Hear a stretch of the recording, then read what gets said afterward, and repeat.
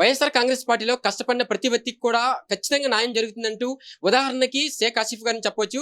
ముఖ్యంగా గతంలో పార్టీ కోసం అనేక సేవా కార్యక్రమాలు చేసి తనకంటూ ఒక ప్రత్యేకమైన స్థానాన్ని ఏర్పరచుకొని ప్రస్తుతం కాబోయే ఎమ్మెల్యే అనిపించుకుంటున్న షేక్ ఆసిఫ్ మనతో ఉన్నారు. వారి మాటల్లోనే తెలుసుకునే ప్రయత్నం చేద్దాం. నమస్తే. నమస్తే. ముందుగా చెప్పండి, మిమ్మల్ని ఇన్ఛార్జిగా నియమించడం మీ వర్గం కాదు, అన్ని వర్గాలు కూడా హ్యాపీ ఫీల్ అవుతున్నారు. పార్టీ కోసం ముందు నుంచి కూడా కష్టపడుతున్నారు. ఈ రోజు మీరు ఇన్ఛార్జిగా నియమించడం ఎలా ఫీల్ అవుతుంది? చాలా ఆనందంగా ఫీల్ అవుతున్నాను నేను. జగన్ అన్న నా మీద ఇంత బాధ్యతను అప్పచెప్పి నన్ను ఒక పార్టీకి మంచి స్థానంలో కూర్చోబెట్టారు. తప్పకుండా జగనన్న ఈ యొక్క బాధ్యతని నేను సక్రమంగా నిర్వర్తించి ఆయన మెప్పుందులను పొందుతూ ముందుకెళ్తాను. ఏదైతే మా నాయకులు వై నాట్ 175 అని చెప్పేసి దిశగా ముందుకు అడుగులు వేస్తున్నారో అదే దిశలో మేమందరం పనిచేస్తాం.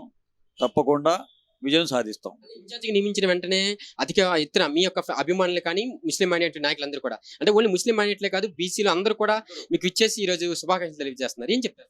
బీసీ, ఎస్సీ, ఎస్టీ, మైనార్టీలు అందరూ ప్రతి ఒక్కళ్ళు వచ్చేసి నాకు అభినందనలు తెలియజేస్తున్నారు. ఒక పార్టీలో ఒక లో లెవెల్ నుంచి ఒక పార్టీ స్థాపించిన కాడ నుంచి పనిచేసిన వ్యక్తికి ఈరోజు జగన్మోహన్ రెడ్డి గారు పెద్దపీట వేసి ఒక మైనార్టీకి ఇంత చక్కటి అవకాశం ఇవ్వడం చాలా ఆనందంగా ఉంది. జగన్మోహన్ రెడ్డి గారు కార్యకర్తల్ని గౌరవిస్తారు, కార్యకర్తల్ని అందరం ఎక్కిస్తారనేది చిన్న ఉదాహరణ నాతోనే మొదలైంది. తప్పకుండా జగన్మోహన్ రెడ్డి గారు ఎవరైతే పార్టీ కోసం కష్టపడతారో వాళ్ళని గుర్తించడానికి ఇదే నిదర్శనం. ఎటువంటి రాజకీయ బ్యాక్గ్రౌండ్ లేకుండా కార్పొరేట్ స్థాయి నుంచి ఈరోజు ఎమ్మెల్యే స్థాయికి తీసుకొచ్చారు. ముఖ్యమంత్రి గారికి మీరు ఏం చెప్పదలుచుకున్నారు? చాలా ధన్యవాదాలు తెలియజేస్తున్నాను మా జగనన్నకి జీవితాంతం రుణపడి ఉంటాను.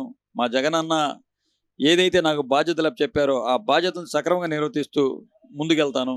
మరొక్కసారి మా ముఖ్యమంత్రి వర్యులు జగన్మోహన్ రెడ్డి గారికి నా హృదయపూర్వక అభినందనలు తెలియజేసుకుంటూ మా జగనన్నకి నేను ప్రతి విషయంలోనూ తోడుంటాను. ఆయన ఏదైతే నాకు బాధ్యతలు చెప్తారో ఆ బాధ్యతలను సక్రమంగా నిర్వర్తిస్తానని చెప్పి తెలియజేస్తాను. అభిమానులు అప్పుడే మంత్రిగా కూడా భావిస్తున్నారు, అంటే మైనారిటీ కోటాలో కానీ మీ పార్టీ పట్ల మీకున్న విఘ్నత కానీ. అభిమానం అనేది అందరికీ హద్దులు ఉండవు. అభిమానానికి అందరూ వాళ్ళ ఇష్టం వచ్చినట్టుగా వాళ్ళు చెప్తుంటారు. భగవంతుడి దయ ఈ రోజు నేను ఈ స్థాయికి వస్తాను, ఈ రోజు నాకు జగనన్న ఇంత గుర్తింపు ఇస్తారని చెప్పేసి నేను కూడా కల్లో ఊహించలేదు.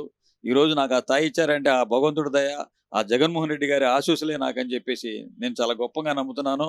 మా జగనన్న ఎవరినైనా నమ్మితే ఎవరిని వమ్ము చేయరు. 4 రోజులు లేట్ అవ్వచ్చేమో కానీ జగనన్న ప్రతి ఒక్కళ్ళకి తోడుగా ఉంటారు, ప్రతి ఒక్కళ్ళకి అందరం ఎక్కిస్తారు, ప్రతి ఒక్కళ్ళకి భరోసా కల్పించి ముందుకెళ్తారని చెప్పేసి నేను బలంగా నమ్ముతున్నాను. పరిపాలన విధానాల గురించి ఏం చెప్తారు? రాష్ట్ర వ్యాప్తంగా 4.5 ఏళ్ల పరిపాలన, ఇంకా 2 నెలల్లో ఎన్నికలు కూడా రాబోతున్నాయి. అవతల వైపు టీడీపీ జనసేన పొత్తు కూడా వస్తున్నాయి. ఏం చెప్తారు సార్? ఇక్కడ ఎలా ఉండబోతున్నాయి? విజయవాడ పశ్చిమ నియోజకవర్గం కాకుండా రాష్ట్ర వ్యాప్తంగా కూడా వైఎస్ఆర్సీపీ ఉండబోతున్నాయి సార్. 100% రాష్ట్ర వ్యాప్తంగా కూడా వై నాట్ 175 to 175 స్థానాలు మేము కైవసం చేసుకుంటాం. అలాగే ముఖ్యంగా విజయవాడ పశ్చిమ నియోజకవర్గం వైఎస్ఆర్ అడ్డా. ఇది వైసీపీ ఇక్కడ 2 సార్లు గెలిచింది, మళ్ళీ 3వ సారి కూడా వైసీపీ గెలుస్తుంది. తప్పకుండా ఈ యొక్క విజయవాడ పశ్చిమ నియోజకవర్గంలో వైఎస్ఆర్సీపీ జెండాను రెపరెపలాడిస్తాం. జగన్మోహన్ రెడ్డి గారికి ఈ యొక్క సీటుని గెలిపించి కానుకగా ఇస్తామని చెప్పేసి నేను ఈ మీడియా ద్వారా తెలియపరుచుకుంటూ, తప్పకుండా ఎంతమంది తోడేళ్ళు వచ్చినా సరే, ఎంతమంది ఎన్ని కులకత్తులు వచ్చినా సరే మా అన్న జగనన్న సింహలాగా ఉంటాడు. ఒంటరిగానే పోరాటం చేస్తాడు, ఒంటరిగానే గెలుస్తాడు. మా అన్నకి ఆ దేవుడి ఆశీస్సులు, ఈ ప్రజల ఆశీస్సులు పుష్కలంగా ఉన్నాయి. రానున్న రోజుల్లోనే మీరే నిర్ణయిస్తారు. 2024లో నేనండం కాదు, ఈ రాష్ట్ర ప్రజలు అంటున్నారు మాకు ఇలాంటి ముఖ్యమంత్రే కావాలి, ప్రజల్లో ఉండే ముఖ్యమంత్రి కావాలి. పెత్తందారులకి పేద ప్రజలకు జరిగే యుద్ధంలో పేద ప్రజల వెనకాల ఉండే నాయకుడు జగన్మోహన్ రెడ్డి గారు. ఈ రాష్ట్రంలో ఏ ఒక్క ముఖ్యమంత్రి చేయనన్ని ఈరోజు కొత్తగా పెన్షన్లు 3,000 ఇస్తున్నారు. ఎవరు కూడా మాటలకే పరిమితం అయ్యారు కానీ ఎవరు కూడా ఇచ్చిన దాఖలాలు లేవు.